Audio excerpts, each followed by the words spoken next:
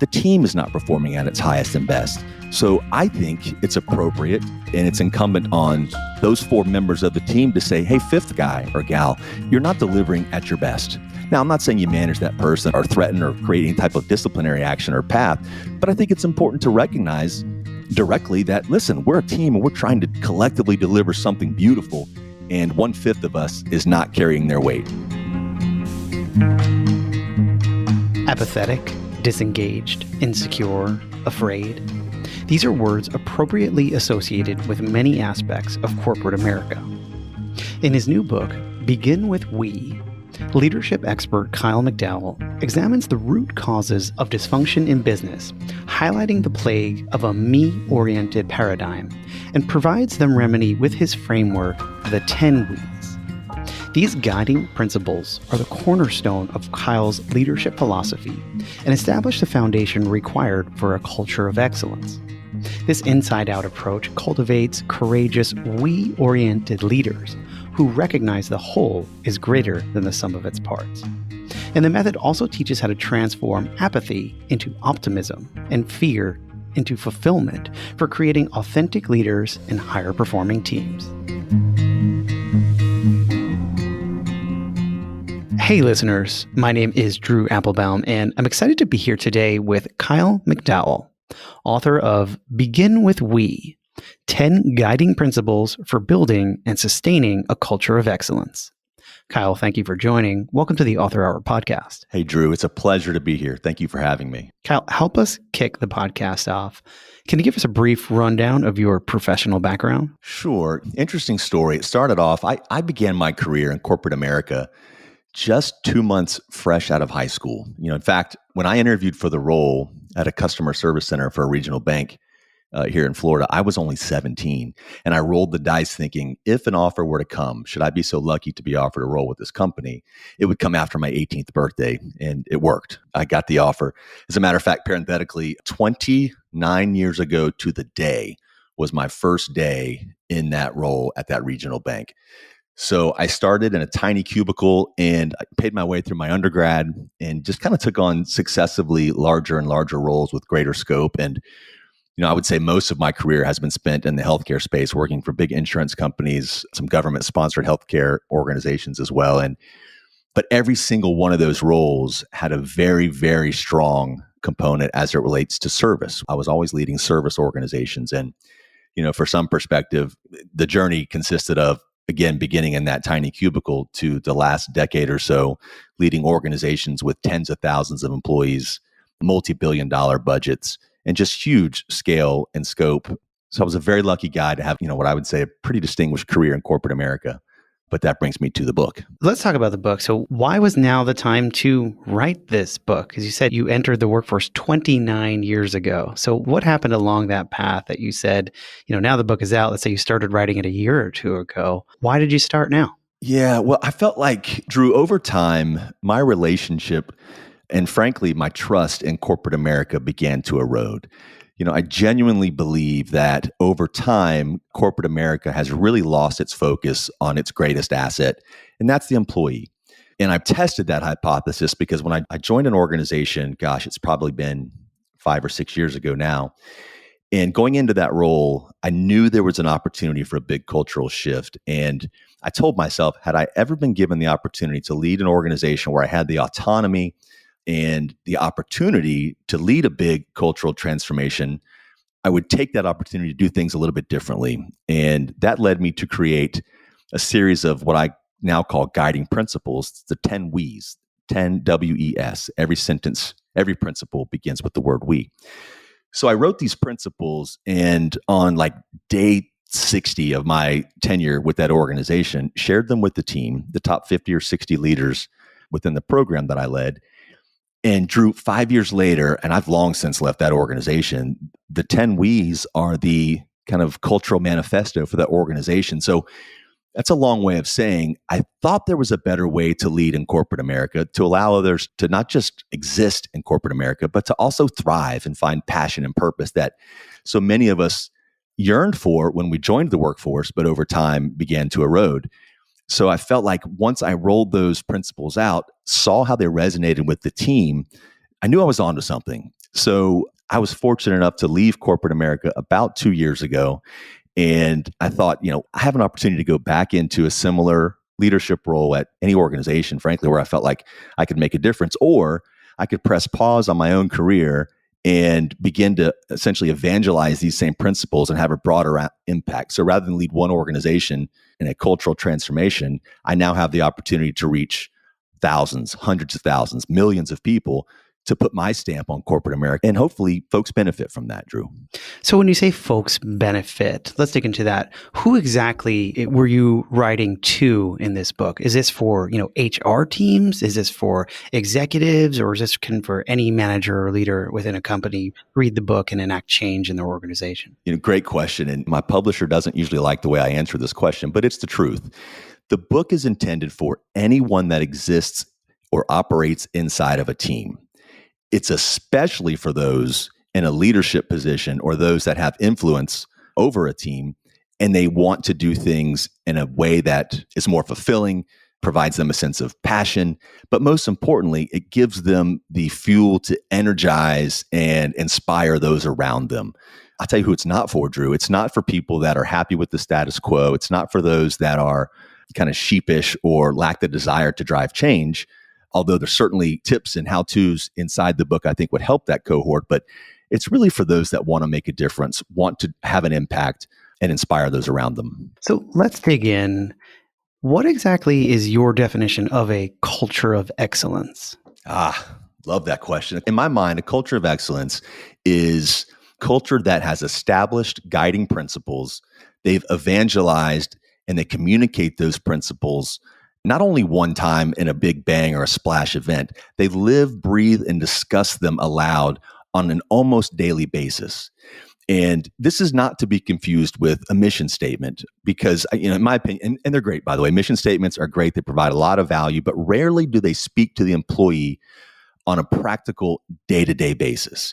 They're usually these nebular, kind of lofty statements that frankly make it really difficult for an employee to say, yes, this is how my actions today will connect to that mission statement.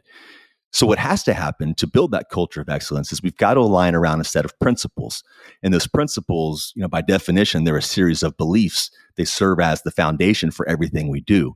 So the principles that I've established, the 10 W's, the guiding principles that the book is exclusively written for and about, once those principles are established, they level up and they enable into the mission. So the culture of excellence must have a group of people, whether the team is 2 or 2,000, must be on the same page with how we're going to operate on a daily basis. And that's what these principles do. They discreetly identify how we will interact with one another. They govern the rules of basically how we treat each other, which dictates and sets us up for success for how we treat those we serve, our customers. Are there any examples that you can provide of companies who are really doing it right? And of the ones that are doing it right, what are a few of the we's that they are incorporating into their culture?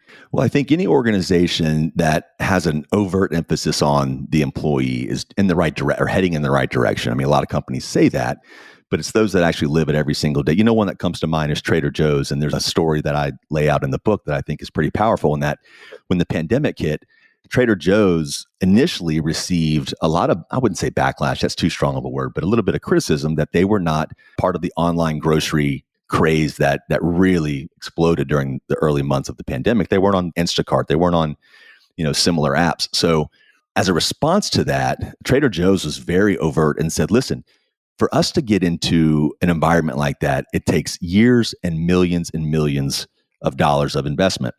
We at Trader Joe's, we choose to spend those dollars on our most important asset, our people.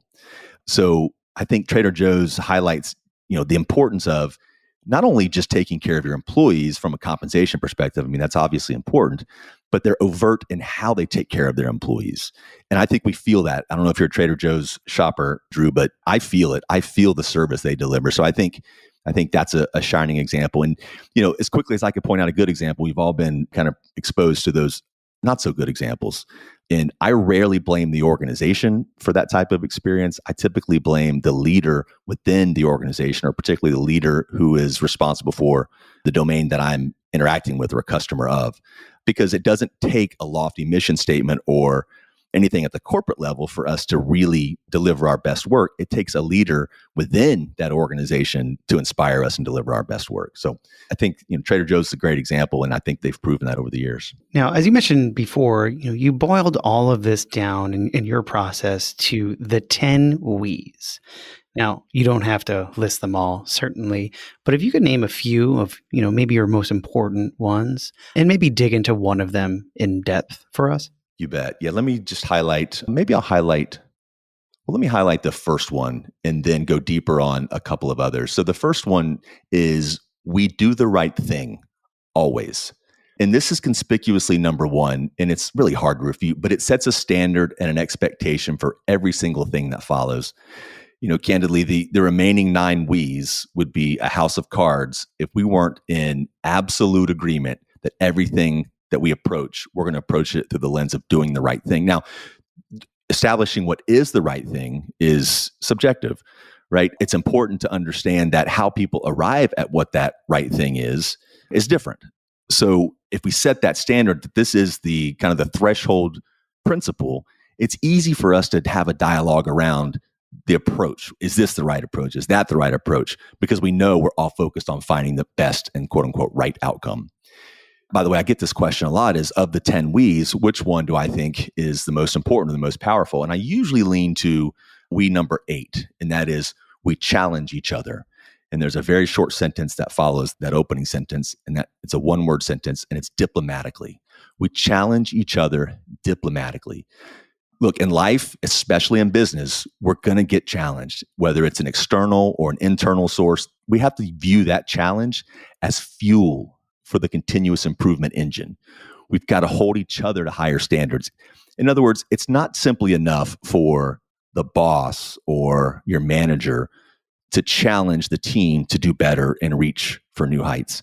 I think it's important for colleagues to challenge colleagues. If I'm on a team of 5 and I am really killing it, working very hard, delivering a great work product, 3 of my peers are as well, but 1 isn't, the team is not performing at its highest and best. So I think it's appropriate and it's incumbent on those 4 members of the team to say, hey, 5th guy or gal, you're not delivering at your best.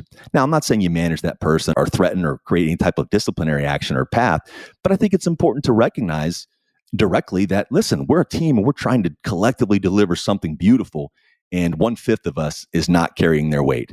So when we challenge each other, we create that environment where the status quo is kind of a negative word. We don't live in that world. We don't embrace the status quo. We are always looking to be better. And those, a challenge coming from the boss is great, but I think it's much more powerful and easier to be heard when you are receiving that challenge from someone on the team, like a peer or a colleague. You mentioned the 10 We's, so you just highlighted a few of them. Can we talk about implementation? So when you say, okay, I have buy-in or I have, leadership buy-in, we're going to bring this to the company, we're going to present this, what is a reasonable time frame and what ways are you measuring success by the program? The truth of the matter is there are so many variables when trying to drive a cultural transformation that make it really hard to kind of quantify a time or a timing. I use this analogy in the book. Culture transformations are a lot like giant battleships. When they're used appropriately and effectively, they can be very effective. I mean, they are floating cities that can do all kinds of amazing things. But like a culture transformation, they don't move quickly. They don't dart on a dime. They don't change directions quickly. But slowly and surely, with the right focus, coordination, buy-in, communication, inspiration, that ship will turn just like the culture. Now, unlike the battleship, the challenge is to get everyone rowing or turning in that same direction at the same time. And that is, there's a word of caution I would offer. If you're engaged in a big culture transformation, you will have absolute enthusiastic buy-in from many. You will have obstinance and kind of rejection from some. And you've got to be prepared for that. So I think taking into consideration the size of the organization, where the company or the team is on their cultural journey and their cultural transformation. And I guess lastly, what really matters the most when you're driving this cultural transformation is, do you have the stomach to lead it? Because it ain't easy. I mean, there are times when, I found myself, I kind of felt like I was running on a beach with a giant parachute behind me. But over time, the adoption of the principles became so clear and resounding that it was impossible to ignore. And that momentum helped those that were not on board from the very beginning. It helped them find an open mind to get on board. And when you're starting to bring the 10 We's into your organization, can they be modified to fit your needs, to fit your structure? Or is it something where it's a checklist and you follow each individual step rigorously? That question speaks to me because when I rolled the 10 We's out, I was so direct. I said, guys, we can end up with 8. We can end up with 11. I don't want to be prescriptive of what these principles should include or not include, but make no mistake, they are the principles that I will hold you accountable to as your leader. But more importantly, or maybe as important, I want you to hold me accountable as well. So you can, as long as the team aligns around a discrete number of principles and we stick to those and we remind each other of those on a daily basis. And I'll give a quick example. The number in my mind is not as important as the fact that you take the step and the time to do it. I mentioned a moment ago, one of my favorite We's is we challenge each other. I found, and it was so encouraging and humbling, I found leaders in my organization using that sentence as kind of like a disarming caveat before they created a challenge or issued a challenge. The day would not go by. I would not be in a meeting, whether it be in person or on a phone, and hear someone say, "Hey, Lori, we challenge each other, right?" And you can sense Lori's kind of disarm. You can sense that she knows that this is part of our culture now. This is how we operate. This person is about to challenge me, and they're coming from a place of good intention. And oh, by the way, Drew, I should probably add, in my mind, a challenge must be based on data or experience. You don't just get to say, I don't like the color of that shirt. I'm challenging you on the color of that shirt, right? So with that premise in mind, the person receiving the challenge is much more likely to be open to what they're being challenged about. And I guess the last point I would add is that challenge, and every challenge, must also be quantifiable, right? So again, no opinions, but the fact that I have an experience that related to this scenario, or I have data to drive my challenge, is what's most important. We focus on the topic, the issue, not the person who's responsible for that issue, because then you start to get feelings of like ownership and bias creeps in. So we've got to keep it very tangible on the challenge front. What impact do you hope the book will have on a reader?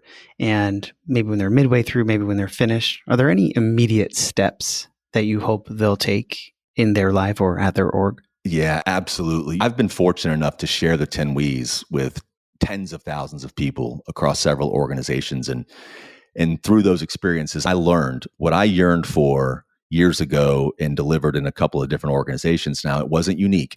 People want to have an impact. They want to be recognized for their contribution. But mostly, Drew, I think people want to be led with authenticity and transparency. I think those are two key ingredients for trust. So I think once you've taken in the principles and you're ready to lead that transformation, you got to do it authentically and transparently. People sense, the team will sense if you're paying lip service. They will sense if you just read some fancy new leadership book and this isn't coming from a place of good intention, right? They know that. People, they're adults. People get that. I would say lead with authenticity and transparency. Like, this is how we've done things in the past, but today is the day. Today is a new beginning. This is how we're going to go forward.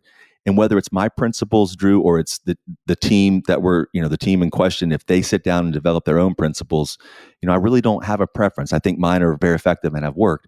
So lead with those authentic and transparent principles, but be mindful that it is a lengthy process, but steady as she goes, and just kind of being deliberate in how you communicate them. The impact of them will be obvious. And I guess lastly, key on that momentum. Once you start to sense that people are becoming a little more open-minded and optimistic, that there's an opportunity for us to be better, to be there for one another, capitalize on that, call it out, be very overt and purposeful in how you recognize people when they're living these principles. Well, Kyle, I feel like this went actually really fast, but I know we just touched on the surface of the book here. There's so much more inside. I just want to say that building this book just as a way for organizations to build a better culture inside and for its employees is no small feat. So congratulations on having your book published. Thank you, Drew. It's been a wonderful journey. There were some times where I wasn't sure I'd get to this point, but now that it's out, I'm just so thrilled with the final product and grateful for those that helped me get to this point. Well, Kyle, this has been a pleasure, and I'm excited for people to check out the book. Everyone, the book is called Begin with We: and you can find it on Amazon. Kyle, besides checking out the book, where else can people connect with you? Very simple. So Kyle McDowell Inc., just as it sounds, is my handle on Instagram, LinkedIn. I even just launched a TikTok. There's no content there yet, but basically all social platforms I have the same handle as Kyle McDowell Inc. Well, Kyle, thank you so much for giving us some of your time today, and best of luck with your new book. Thank you, Drew. It was a pleasure. Thanks for joining us for this episode of Author Hour. You can get Kyle McDowell's new book, Begin With We, on Amazon. Also, you can find a transcript of this episode and all our other episodes on our website at authorhour.co. For more Author Hour, subscribe to this podcast on your favorite subscription service. Thank you for joining us. We'll see you next time. Same place, different author.